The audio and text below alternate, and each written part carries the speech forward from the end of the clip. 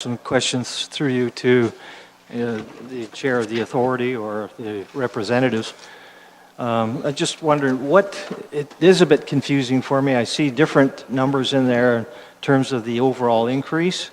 I thought I saw 5.3% or 6.3%, but what actually is the percentage increase for Norfolk County, just Norfolk County, both operating and capital?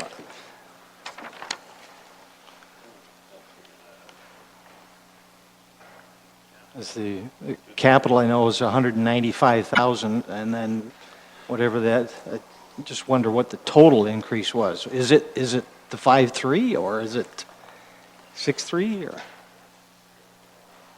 6.3, which would include both the operating and the 195,000 capital? Okay, 6.3, and also just wondering if. Maybe in the future, and I know if it could mirror something like our own treasurer's report where you get previous years, how much the increases were over the past few years, that type of information would certainly be interesting.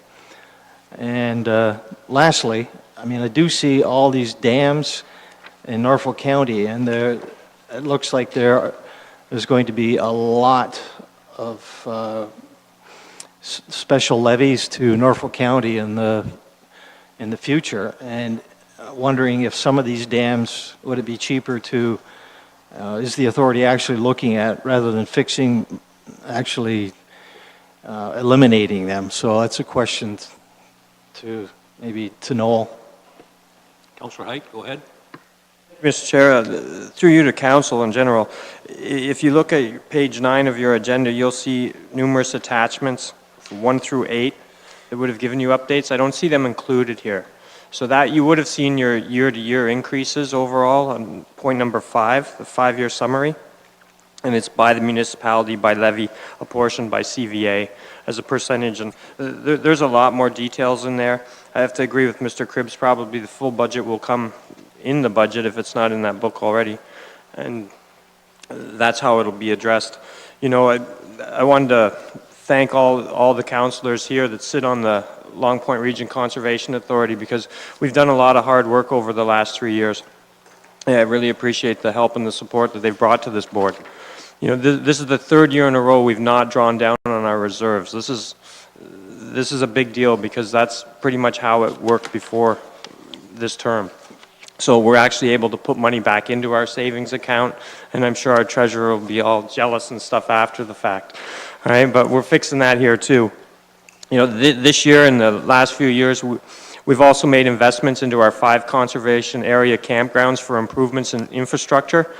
This will result in a better customer service experience while increasing the capital value of our assets. So that money we're putting into our parks actually increases their net worth. So not only are we not drawing down on our reserves, we're increasing our asset valuation. We've just finished the conservation area business expansion plans for our 5 campgrounds in making the LPRCA watershed an effort to increase the revenue, which would thus reduce the requirement to our member municipalities. And you know, that's what we're just working away on things. It's a long, hard grind, Mr. Chair. And to answer the question about the dams, we've just received, it's very recently, just like a month ago, we've received that we don't actually own some of the dams. So we're kind of in a holding pattern as what to do with them. The removal is always an option, but if you don't own them, why are you dealing with them?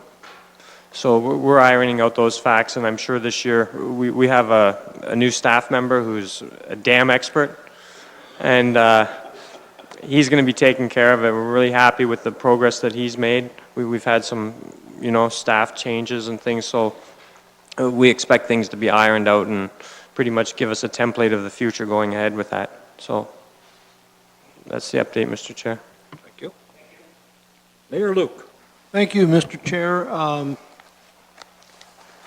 I just have one question, and perhaps staff or someone on the LPRCA board can just give me a few general comments. When I look at page 3 of this report, 14 of our agenda on the Lehman Dam, it mentions in here that the dam and the reservoir are in relatively good condition. However, there is some work to be done, and I read in here, and I think it's fair to say, and I see that there's comment here of possible decommissioning down the road, but I see that perhaps this culvert that has to be replaced or redone on Highway 3 in Delhi might be the cause of looking at the possibility of decommissioning this dam. So I have two comments, and then I just wondered if someone can add anything, but number one, I would think that some people in Delhi may have some say to the possibility of removing this structure. It's, and number two, if it's to remove the dam because of something MTO wants to comply or alter or has to be altered to meet their specs on a culvert, I wouldn't want the tail wagging the dog in this situation. And again, MTO is going to do what they want, I get that. But I don't know if someone can just give me some general comments as whether this is the reality that this dam may be decommissioned. Thank you. Thank you. Councillor Oliver, please. Thanks, Mr. Chair. I don't know whether someone wanted to answer the mayor's question before we go on to my questions, or? Someone can, Councillor Height, can you answer the question? I sure can, Mr. Chair. If you look on page 7, you'll see the timetable for the Lehman Dam. And basically, it's just to make some repairs to the outside, the ripraps and things like that. There won't be a comprehensive dam safety review done until 2021. Okay, so we're just going to clean up a few of the light issues around the dam, but other than that, it appears structurally sound. And while I have the chair on the floor, so to speak, Mr. Chair, I added up those costs in that table, and I come up with $181,000. Is that a fair statement? That's the amount for the work on that dam and whatever? I trust your math, Mr. Mayor. Yeah, those are the totals. They're all the individual items, correct? And we would expect to receive some WECI funding for that as well. So if not, it'll probably be a Norfolk County capital project, right? Thank you, Councillor, and thank you, Mr. Chair. Thank you, gentlemen. Councillor Oliver, please. Yeah, thanks very much, Mr. Chairman. I have two questions and a comment. I guess my comment first, and it kind of goes back to Councillor Black's questions at the outset. If you look at page 9 of our agenda, which is the first page of the LPRCA communication, there's a significant date, and again, Councillor Height can correct me if I'm wrong, but it's tomorrow evening when the LPRCA board does its weighted vote on their budget for 2018. And what that means is that that's the one and only opportunity for a municipality, if they have sufficient weight, and I don't mean that literally, I mean that in terms of the weighted average assessments, et cetera, which we do have as a county, 52 or 53% of the weighted assessment, therefore gives us 50% of the weighted vote, and has since 1996 when those rules changed. So tomorrow night is the pivotal date, and so I just point that out for council's information. Personally, I think this budget is supportable. I know we'll have further discussion about it when we do our operating budget, but again, I think I stressed tomorrow night is the pivotal night in terms of LPRCA. So that's my comment. I do have two questions, and hopefully Councillor Height, Chairman Height can answer them. Firstly, on page 10 of our agenda, which is the statement of operations, the only one that kind of catches my eye in operations, expenditure-wise, is the approximate 15% increase for Bacchus Heritage and Education Services. Compared to all the others in the budget, that's a substantial one with one other one of the same size. To Councillor Height, Noel, I recall that LPRCA does receive, well, it takes money out of a trust fund which it created when the Bacchus Woods was sold to the NCC to help with educational programming operations. How is that accounted for, if at all, in that 15% increase? Oh, my second one was on the revenue side on the same page and you did reference the WECI funding, but I see nothing proposed in 2018 for WECI relative to the work on the dam. So I'm just questioning, if I may, why the authority will proceed with dam maintenance work that would qualify for WECI in a year when there isn't going to be any WECI funding provided. Councillor Height? Thank you. Thank you, Mr. Chair. Give me 1 second here. Okay, so as far as the budget vote goes, as I understand it, Norfolk County Council here can actually tell the representatives on the LPRCA board not to approve this budget. And that is what we should do when we go to the meeting tomorrow night. And we refuse it at that point, and we do have 51% controlling interest of the CA, so we could send it back to them for review and say, we're not happy with it, come back with a new number. So that could go on right now, today. All right, and that's why you have this report in front of you now. At the capital budget, it's too late. It's sort of like the library, where, yeah, you could send it back, and best effort, it might come back with a few bucks savings, but that's that. So that's how I understand it to work. Now, the Bacchus Education Center increase, the reason why there's a larger increase here is we felt that it's falling behind. There's just, we've hired somebody new a few years ago, and she's not able to do enough stuff without additional staff to qualify for CMOG funding. So the CMOG funding is your museum grant funding that Norfolk County gets. It's around $13,000 a year. And you have, basically, you have 6 pieces that you must do. Only one person is only able to do 3 pieces. So you need the second person. So we've added that in, hoping we're going to get CMOG funding. As well, we need to get some more community support back to Bacchus Heritage Village. Things have just gotten a bit old. They're tired. The artifacts and things like that aren't properly cataloged. So this is just building it back up and getting more community support. So we felt that was, I think, what took it from like 5.9 to a 6.3% increase. And you know, the community will get way more out of it. It'll be beneficial to Norfolk County and all the visitors that do come. And we do hope to get the funding back. Now, as far as the dam reviews and the WECI funding, we've already have that money. So we're just kind of getting caught up on spending it. We had a personnel change, and we weren't able to move forward with enough of the dams. So you could very well see in 2018 that we do get a whole pile of money from those projects as soon as our engineer gets further along with that. And certainly if council ever wanted an update, we could certainly bring him in here and he would give you an update on all the dams. It would probably be beneficial to the public anyway to get it out there, because I think we found out we actually don't own Teeterville Dam. So that'll be an interesting one for sure. So, but, Further? okay. Okay, thank you. Thanks very much, Noel, for that. Then I guess my question still, and I'm looking at page 16 now of our agenda, which shows the 3 items of dam and erosion control work this year, as 2 of them mentioned by the mayor at Lehman, and the 1 item at Norwich. So even though those are not presently showing WECI, which is that water and erosion control infrastructure funding from M&R, are you telling us that potentially those would be eligible before you physically do the work, and that the authority would apply for some WECI funding for those items?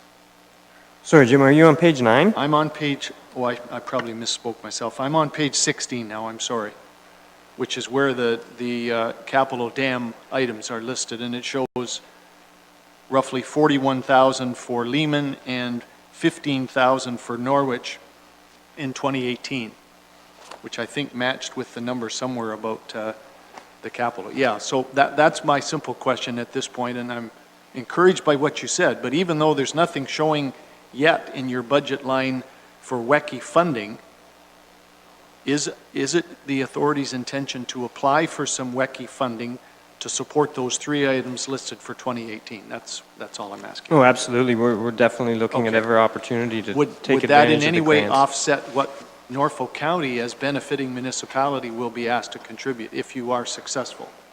I think it would be minimized, sorry, because this will be split. If you look up at the top of that page, you'll see the special levy for Norfolk County, 75,000, and all those special levy items. And again, we're missing part of the pages, so it makes it a lot harder in here. If you look to the right as well on page 17, there's more for Victoria, and it's a special levy for Norfolk County. We intend to apply for every penny of WECI funding that we can get, and ownership was one of the biggest drawbacks to us being able to move forward with it, who actually owns it, and, you know, we're the experts in it, and we're going to look at those dams, and apply for every dollar we can get. Thank you. Okay, next speaker is Councillor Brunton. Mr. Chairman, and Councillor Oliver, I did ask the question I had, was going to clarify, but any member can speak up on this, but we are going to undertake major changes at the back, and there is, what's the new name change?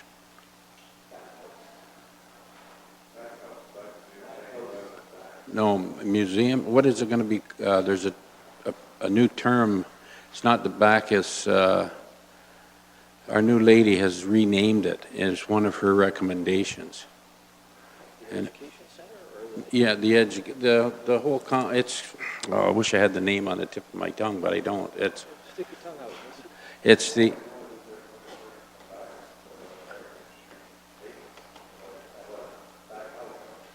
museum.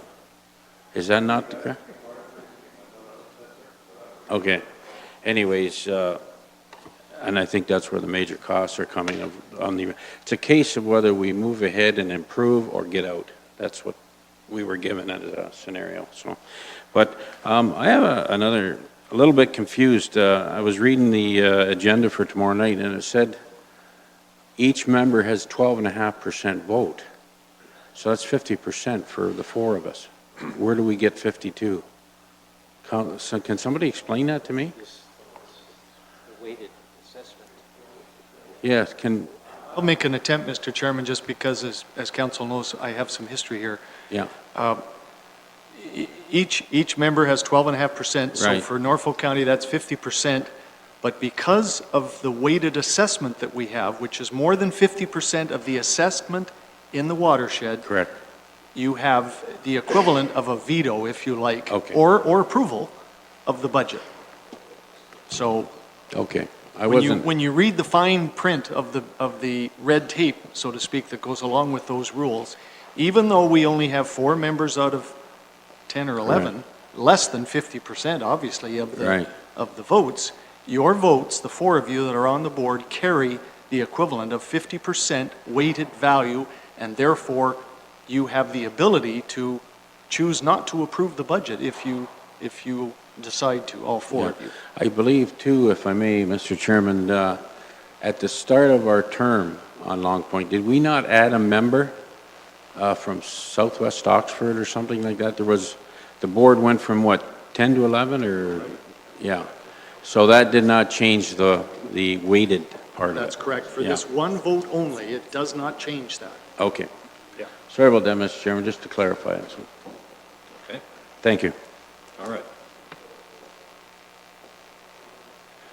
Okay, Councillor Height, I have you on a speaker's list. You have been doing some dialogue back and forth. Do you have something else to add? Me, Mr. Chair. Okay. Councillor Black, you're up.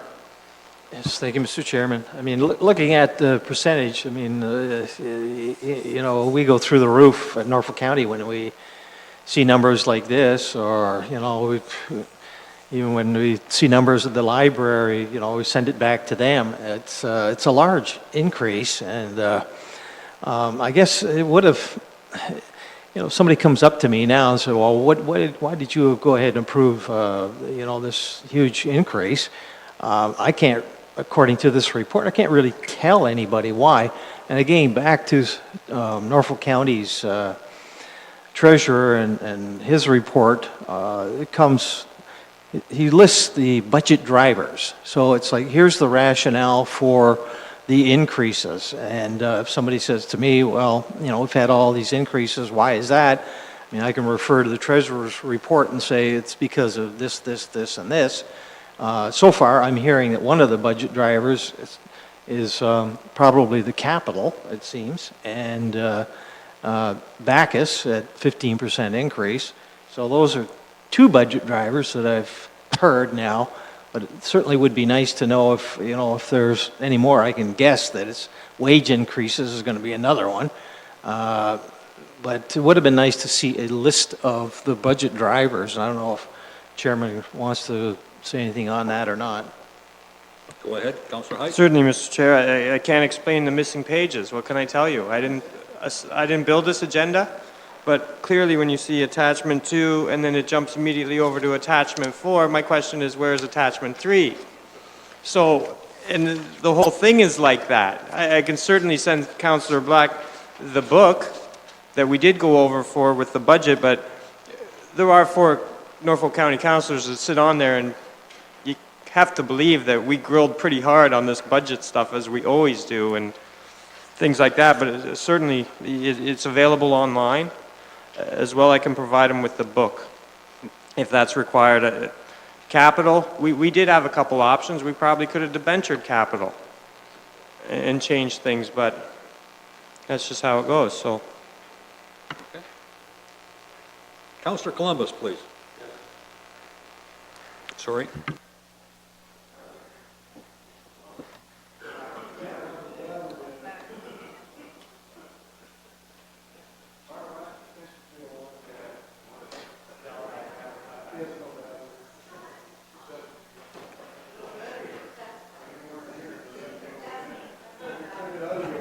Okay. I think Councillor Black answered his own questions quite well. It is infrastructure upgrades capital. It is programming. It is the wage increase back to $14 an hour. There's a number of students hired, so I think that's where the biggest differences are. And about the 15% that was questioned for Bacchus Heritage and Education Services, one of the thoughts, I sit on the Bacchus Museum Committee, as does Councillor Geisens, and one of the thoughts is that we have to continue to upgrade that and enhance those programs so the school boards continue to buy into it and bring their students to Bacchus to learn about the Bacchus complex and the environment and those types of things. And if we do not continue to enhance that programming, that could be lost. So that's one of the reasons that there's probably a 15% increase. Councillor Black again, go ahead. I appreciate that, and it's sending my mind back to when I was on the board. Just wondered, maybe through you to Councillor Columbus, the busing was an issue back then when I was on it. Who pays for that now? Is it LPRCA or is it Grand Erie or?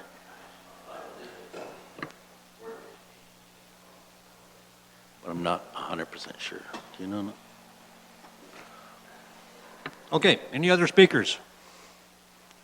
All right, let's back up a little bit. At the outset, I asked for a mover and a seconder. I forget who it was now for this item. Who moved this to be received as information? Councillor Height, second. Councillor Geisens. All those in favor? Thank you. Which brings us to staff reports.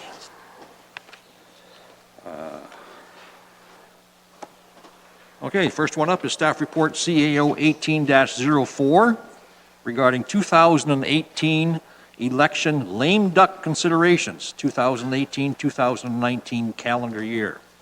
Mr. Griselle, do you have this? Yes, Mr. Chair, thank you. To provide you a brief overview of the report, a lame duck council occurs when we have 75% of council members not returning or not re-elected. So for council, this equates to 3 members not returning. So we already are aware that 2 members have publicly announced that they don't plan to run. That's pure conjecture. They can change their mind at any time and will still accept their nominations, obviously, if they do decide to run. But there is a significant potential that this council will encounter a lame duck scenario. There are 2 times when a lame duck can occur. The first is right after the close of nominations on July 27th, and the next is after the election. 2018 is kind of a perfect storm for lame duck because it's the longest lame duck period that we are likely to ever encounter. The nomination period has been moved up. In 2014, the date was September 12th. Now it's July 27th. And after this, the next term of council will actually end on November 15th, as we go to December. So this is the longest period that we're ever going to probably encounter a lame duck.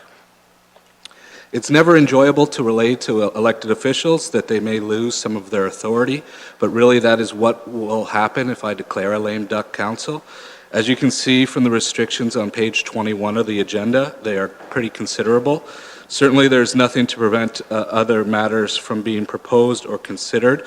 However, the vetting of reports that can be considered by council and what motions are legal will be a factor potentially causing delays.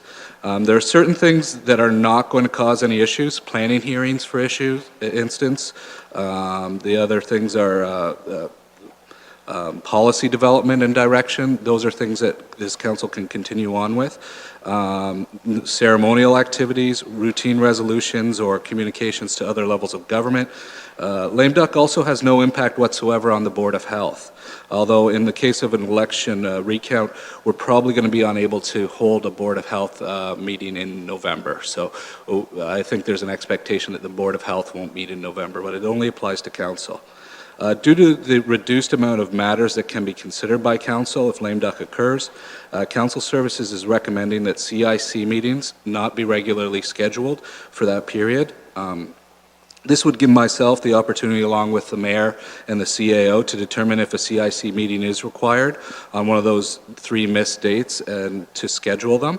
Also, there's the ability for special meetings outside of the regular calendar. So if there's work to be done, we will bring it to you, but we want to avoid just having meetings for meeting's sake. We expect that there'll be a lot less matters before council. So if you're meeting just to meet, then there's a greater chance that something will occur that will violate Section 275 of the Municipal Act. There are 3 potential schedules at the back of the report, which I'm happy to discuss further. As you can see, the next term of council is going to be in for some intensive work in December. Mr. Johnson or Mr. Cribbs could maybe speak more about that, but there's a significant chance that we will try to complete the 2019 budget in December with the new council, so complete that entirely. Many municipalities are facing significant potential lame duck councils on July 27th, such as ourselves, are delegating authority in similar manners to what you see here. I am happy to speak further about the proposed delegations. However, all the ones are required to, all the significant delegations are required to report to the next term of council. So there's a significant amount of accountability and transparency built into these delegations so that nothing untowards will occur. With that, I'll try my best to answer any questions you might have. Councillor Height? Thank you, Chair. Mr. Chair, through you to the clerk. Now, you mentioned that this is going to be the longest period possibly ever. What is a normal period? Through you, Mr. Chair. Previously, it would have been from September 12th. Last election, there would have been 2 periods. It would have been either from September 12th to December 1st or from Election Day, which was October 27th till December 1st. So those were the previous 2 periods. But now we're July 27th to December 1st is a potential. Right. I guess I was under the understanding that the lame duck period was for so many months into the future after the election as well, where the restrictions apply. Is that not the case, the lame duck period? Is it not 6 months, 9 months, something to that effect? Maybe to help with an alternative explanation, you become lame duck the moment we know that less than 75% of you are returning with certainty, which is why it can happen when the nominations close, because less than 3/4 of you are running. But failing that, assuming that 3/4 of you are running, if less than 3/4 of you are reelected, that's the second time. So it's not about a time period, it's about when we know with certainty that less than 3/4 of you are returning, you become lame duck. Right, but the Municipal Act states that this period of lame duckness, as it were, only exists so long before council has its full authority given back to it. It's not for the entire term of council, this I know. That would be pointless. Through you, Mr. Chair. When the new council is sworn in, So our inaugural meeting for the next term of council will be December 4th.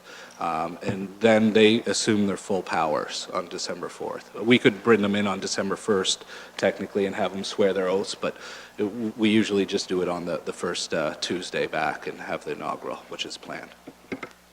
So you're saying that the lame duck period only exists to this current council from July forward. That's not how I read it when I read the municipal act about the lame duck thing. You can't have a new council come in and wipe out your top management team. That's what the lame duck period is for.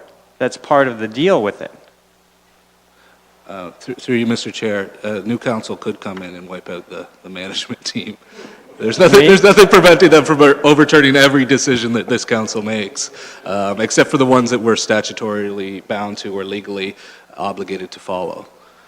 That's the nature of it. Well, that's not how I understand it. And if you look at your restrictions on page 21, you have 4 restrictions, A, B, C, and D. So in the first one is the appointment or removal from office or any officer of the municipality, right? The hiring or dismissal of any employee of the municipality. I can't see that actually being an effect that you can't get rid of a lower level employee. That you can't hire or fire anybody during that lame duck period. That makes no sense to me whatsoever. Taking out your top managers does make sense, that you don't want a new council to do that. And then the disposition of real property, yeah, you wouldn't want a new council to hijack it and start selling all your assets off, but that's not how I understand it, that it's just going to be on this council. It's moving forward into the next one, because they're declared lame duck.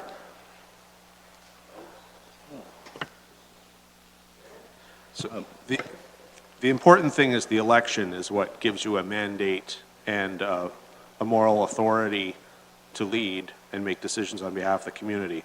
So as soon as we have the election, the newly elected people, when they take office in December, currently planned for December 4th, but we could do it really any day in December,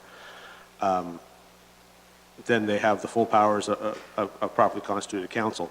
The reason the act, Mr. Griselle has just taken the wording out of the act here for the restrictions. The reason why they both say hiring and dismissal, because this applies to a municipality, used to be closely associated with a municipality that had 4 staff.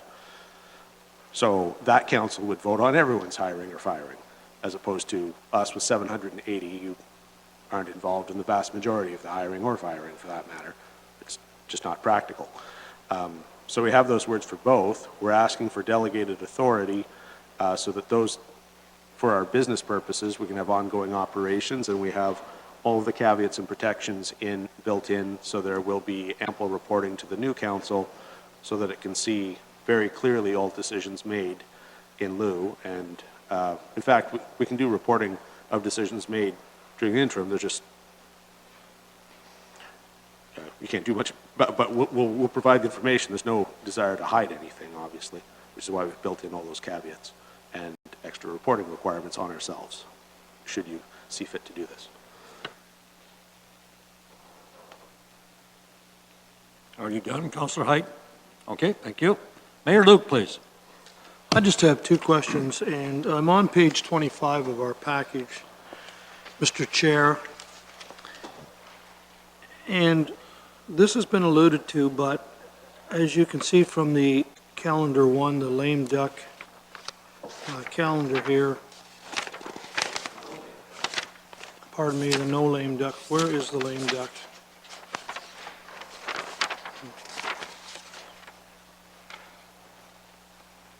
Sorry, yeah, I got it, page 20, I'm sorry, I just went to the wrong page, yes. Sorry, the lame duck. I want some assurance from staff that if council meets on the 25th of September for the last scheduled council meeting, we have through to the new council taking over roughly the 1st of December or the 4th of December, quite a period there of 9 or 10 weeks, I guess about 10 weeks. Who again can call the special meeting? I mean, usually now the clerk contacts me and says, am I okay to lobby council to call a special meeting? I don't think that would be the case in a lame council. So I don't care who calls it, I just want to be clear.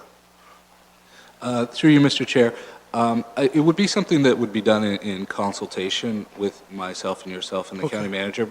The reasoning is to just make sure that we aren't calling a meeting to discuss something that All would right. violate the act. That's really. fair, and again, I don't care, I just wanted to know who would be doing that. And secondly, through you to the county manager, this in no way, shape, or form, these 9 weeks possibly, in no way, shape, or form, we're going to hold up any applications from developers for site plans, for redevelopment, development applications, rezoning, correct? Those will still flow, I hope. Absolutely correct. In fact, you could make the argument that you can devote far more time to that activity, seeing as your normal council business will, at that point, be beyond you. But quite the opposite, it could be far more productive from a planning. Okay. No, I just wanted that assurance. That was my only concern there. Mr. Chairman, my last question is on page 20. Now, I'll try to go quickly. I don't want to belabor this, but I'm glad we're putting this and getting it out of the way here early in the year. And I am this time on the right one, the lame duck on page 29, if we're in that position. December, I do have a little bit of concern. On December, I think this is a very ambitious schedule. And regardless, Mr. Chair, if it's 3 or 4 new members or 2 or whatever the number is, if you're sworn on the evening of December the 4th, let's say, an inaugural meeting, 2, 3, within 12 days, this new council will have done a committee meeting, a council meeting, a special budget meeting, a capital and a rate budget, and there's 2 days set aside for operating budget, which I think is a fair amount of reading. The fact that you've been off for quite some time, I would think you might get an agenda similar to what we have this evening after a 5-week delay. Last year, it took us 4 days to get through an operating budget. I would think that the 21st of December would be probably the last business day or working day.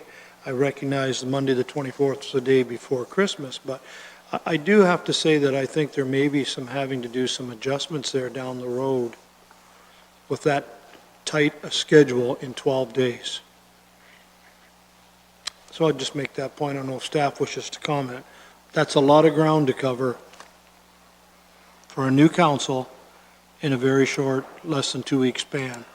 As I say, it's virtually in 12 business days before the break. Thank you. Councillor Brunton, you're up. First of all, I certainly didn't realize I was a duck. I like to think I'm a little more than a duck, but anyways, let alone a lame one. To expand on what Mayor Lucas spoke about, can this council, before July 27th, could we say we want to review the 2019 water and sewer budget? Can we do that ahead of time? We set the schedule for our budgeting? Or is that one of the things that has to be set aside for 2019? I mean, how does that? Mike? There are multiple problems with that as a proposition. Firstly, spending measures you pass for 2019 could all be undone by the next council, Right. which may well include any number of you, by the way. But really, you aren't elected to make decisions for 2019. You're elected to make decisions for 2018. So in principle, we ought not do that. But beyond that, as we speak, here and now, this corporation is fashioned to produce budgets to you that involve October, December, and January. It is our goal to get those all into the month of December, which will have a very large, that's not the topic before you at the moment, but ultimately that will bring many benefits to this corporation from an operational perspective. We can get our year end done a month earlier, we can file our information returns to the province a month earlier. It just goes on and on and on and on. The benefits that can ultimately accrue from that. I don't believe, if you told us today, that we could get those budgets ready to you by July if we started now. And we have half a year's of work to do ahead of time anyway. And although Mr. Grosel hasn't said such to you as yet, it is my anticipation, my expectation that all of your agendas between now and July are going to be we often have very busy agendas at any rate, I think we'd agree. But they're going to be sort of hyped up on steroids because we are going to try to bring you as many substantive, large decisions as we can on the offside chance that you become lame duck at the end of July. So we are going to we don't know that, but it's foreseeable. And to that end, we are going to bring you as many large, important, substantive reports as we humanly can in the next 5 months. Your agendas are going to be we are going to be working very, very hard to jam a year's worth of content into the first half of the year. I do not understand how we as staff could, even if you instructed us, could comply with that, because we don't normally bring that to you for several months there, till the end of the year.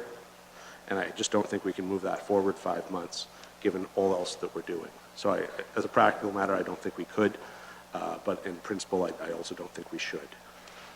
Well, if I may, Mr. Chairman, so as far, and I apologize for not totally understanding, I use the lame duck policy, but if a council can only work within its mandate of the term, basically, but we had our water and sewer budget here a couple of weeks back, and one of the questions was, can we set the rate for the holding tank issue 3 years hence? Could we have done that, or could we not? You absolutely could have done that, but and you make 10-year plans, you make 20-year plans, Right. You make official plans that last for multiple years, any number of decisions you can make that are designed to have an impact down the road. Right. But keeping in mind, you have been elected for a 4-year time period. You're mostly supposed to focus on that 4-year time period, except for a couple of long-term vision things. And anything you did that had an immediate impact for the next year, the new council would come in and could very well completely undo, because it's not really the prime focus. So you could pass a 10-year budget with some guesstimates. Some other municipalities do that. They do these rolling budgets that we think going for 5 or 6 years. But you cannot bind a future council. That's in plain English, you can't bind the future one. You could have undone, and in some senses, I'm sure you have undone things previous councils have done. Any council can change its mind at any point in time, subject to the rules of reconsideration. So basically, the long-term capital we approved is irrelevant just recently. I mean, it's a guide maybe, but I mean, that's really doesn't mean anything in terms of the new council can change all that.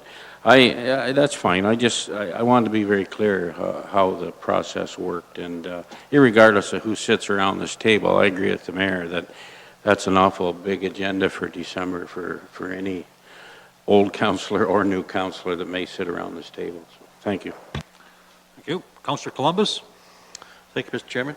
Mayor Luke was on page 29 in that month of December and spoke to it, and it talks about, when you look at the 19th and the 20th there, it talks about Plan B operating budget.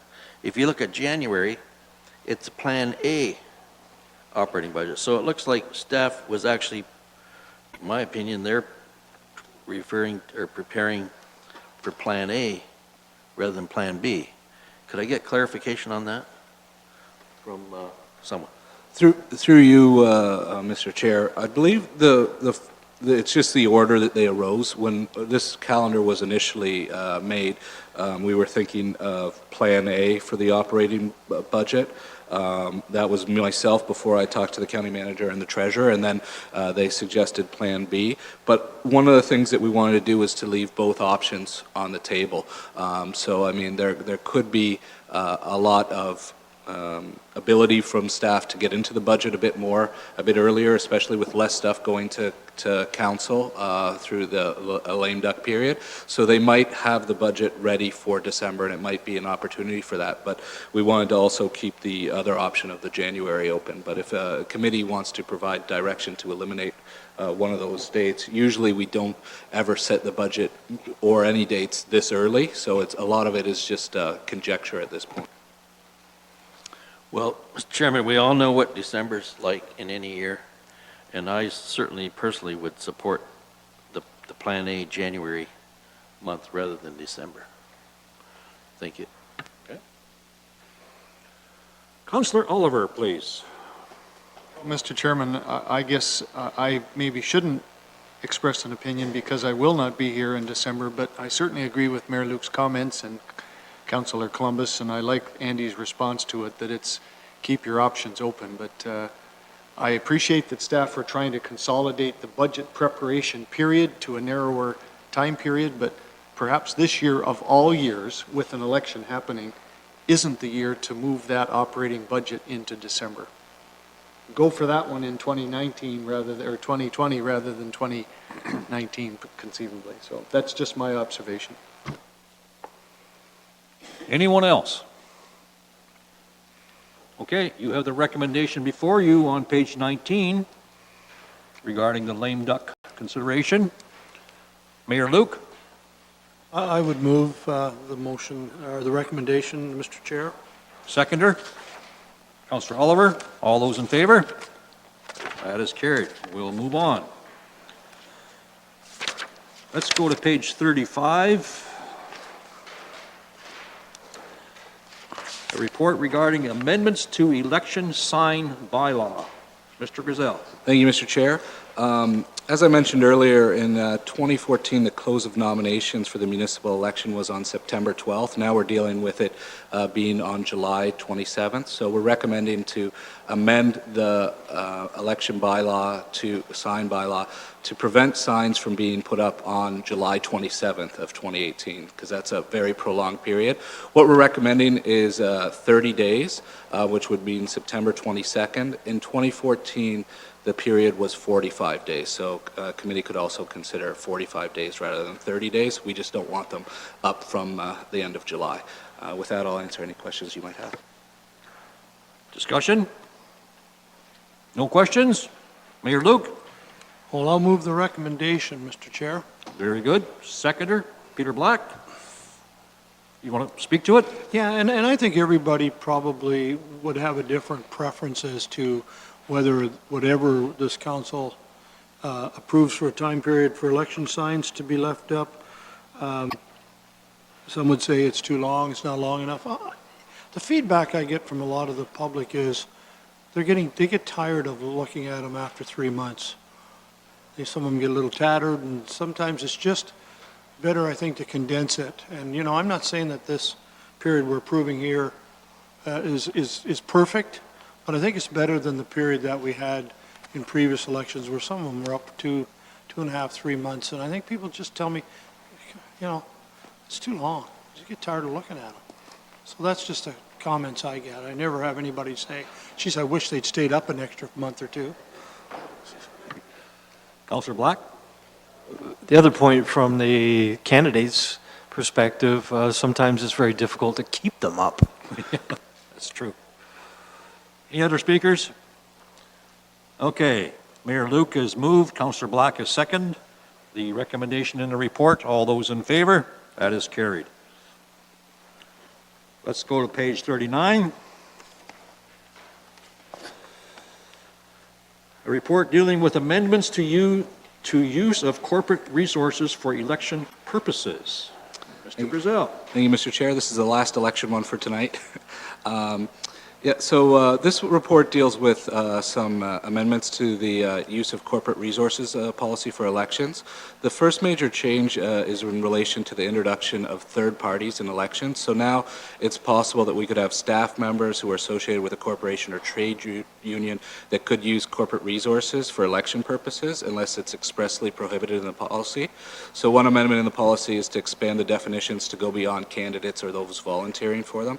The other change relates to the new nomination process, as all council candidates will be required to get 25 nomination forms filled out. We want to avoid the solicitation of nominations from coming into the county buildings and other areas. Well, there's nothing wrong with that. There's just the optics of it might not be desirable.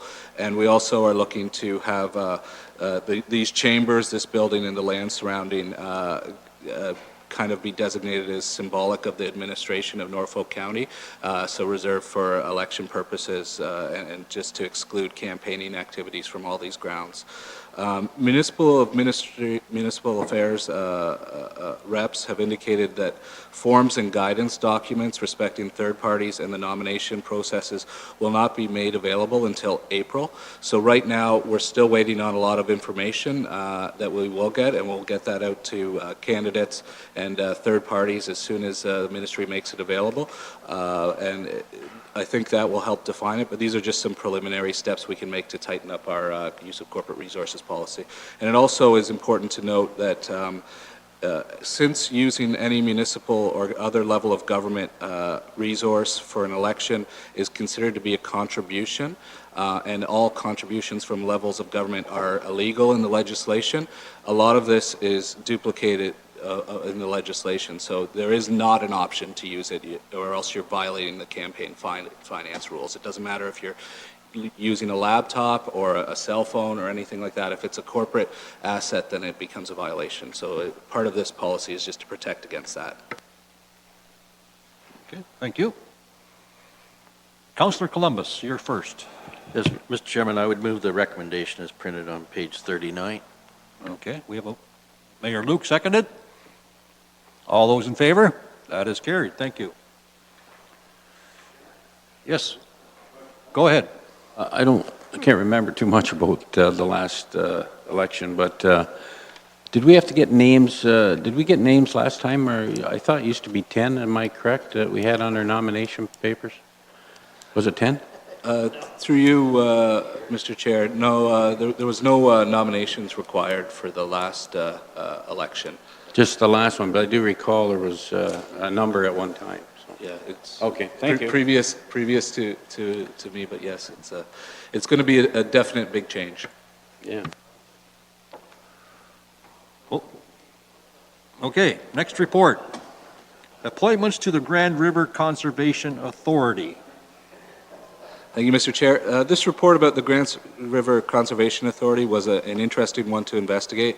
Ultimately, a decision was made in 2001 and subsequent years to allow Haldeman to represent our interest on the authority. As you can see from the first map attached to the report, the area of the watershed in our municipality is quite small, consisting mostly of the area around Boston and Wilsonville.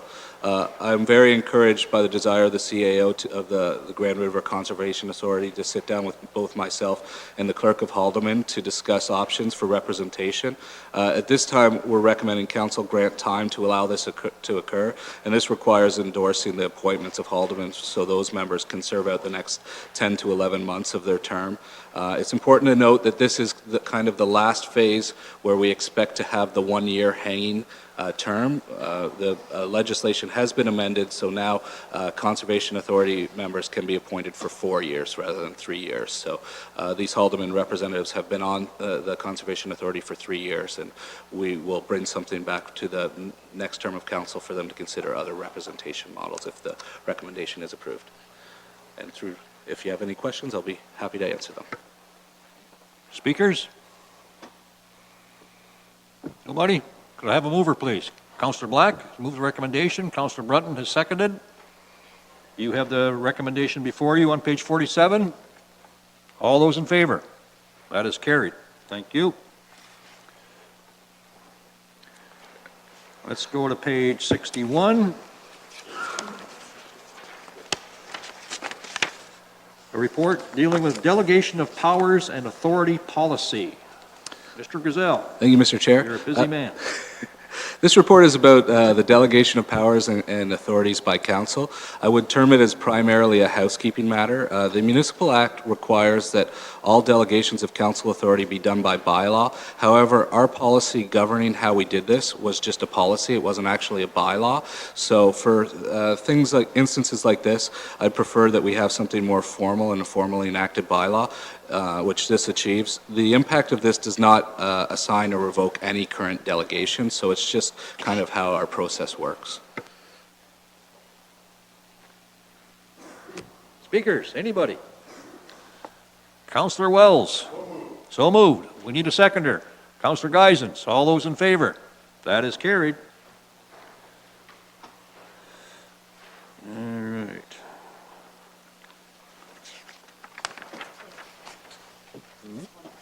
Yep. All right, page 97. Oh, I'm sorry. 71. All right, a report dealing with public notice policy bylaw. Andy, go ahead again. This is the last one for me for tonight. The public notice policy is, again, something that came through our routine review. If you had an opportunity to review the previous bylaw attached as Appendix B, that's bylaw 2008-25, you'd see that there are a great many notification requirements that really are not public in nature and exist as separately as requirements in legislation. So to use one example, I'll pick on Mr. Johnson here. He doesn't require our bylaw to tell him to send me a public sale arrears certificate. He knows that is his job, it's in the legislation, and that's not generally public notification, that's a specific notification or a letter to one individual. So what we have done with the proposed bylaw is to make it a bit more general and easier to understand where notice is required. Certainly these are minimum notice requirements, so we always encourage council and staff to consider all stakeholders and give notice, particularly when items, they feel items are contentious in nature, and we can add to this as we go on. With that, I'll answer any questions you might have. Questions, anybody? Councillor Wells? I have no question, but I'll move the recommendation. Thank you. Councillor Brunton? One quick question. I did read this report. Could I have a seconder, please? I'm sorry. Mayor Luke, seconded? Okay, now discussion. Go ahead. Sorry, I noticed a lot of these have this 14-day time period. Is that kind of a standard taken from where, the Municipal Act or something like that, or? It's a fairly standard one. I think we see it often in the Planning Act for a lot of our planning hearings. So it's kind of good practice. It's what you see in most municipalities as well. 14 days. Okay, thank you. Any other speakers? Okay. Councillor Wells has moved. Mayor Luke has seconded. Recommendations before you. All those in favor? That is carried.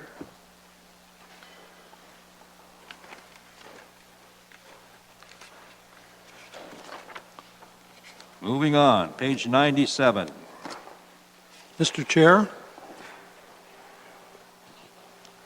Point of order, please. Yes, go ahead, Mr. Luke. It's not really a point of order. I do apologize. I am wondering if we want to start this staff report on the cannabis production right now when we have deputations at 5. We have been sitting almost 2 hours. We haven't had a break. Again, it'll be up to this council, not to me, but I think this is an extremely important report. I expect it'll take some time. I don't mean to delay staff or anyone else maybe that's here, but I know there will be more at 5 o'clock coming to listen. And again, I just throw this out for our consideration. If we start this now, we could be sitting here still in an hour with no break and deputations. But I'll leave that up to you to decide whether we want to do this right now or we want to wait until after the deputations. We have other staff reports. We have some closed session. Again, I bring it up as a possibility. This report may take some time, although we're moving along at a pretty good pace here. Yep. Point well taken. What do you think, council members? You want to postpone this till 5 o'clock, this particular item? All those in favor of doing that? That is, thank you, Mr. Luke. All right. The mayor's also suggested we have a break. I think that's in order. Thank you.